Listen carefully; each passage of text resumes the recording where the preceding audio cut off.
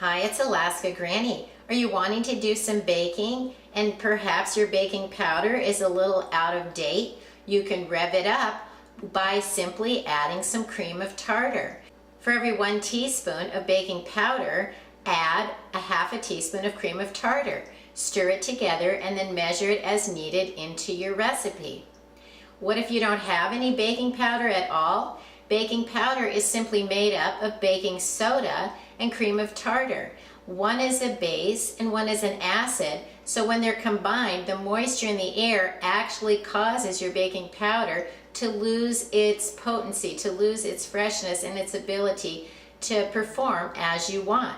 You can make your own baking powder if you don't have any. Mix 2 parts cream of tartar with 1 part baking soda. For example, 2 teaspoons cream of tartar with 1 teaspoon of baking soda. Stir it together and then measure it as needed for your recipe.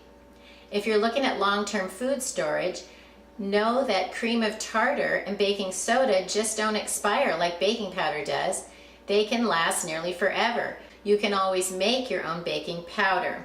Measure 2 parts cream of tartar, 1 part baking soda, stir it together and then measure as needed for your recipes. If you can only store a few things in your long-term emergency food storage and your prepping supplies, store the ones that are the most versatile and the ones that are most useful to your life.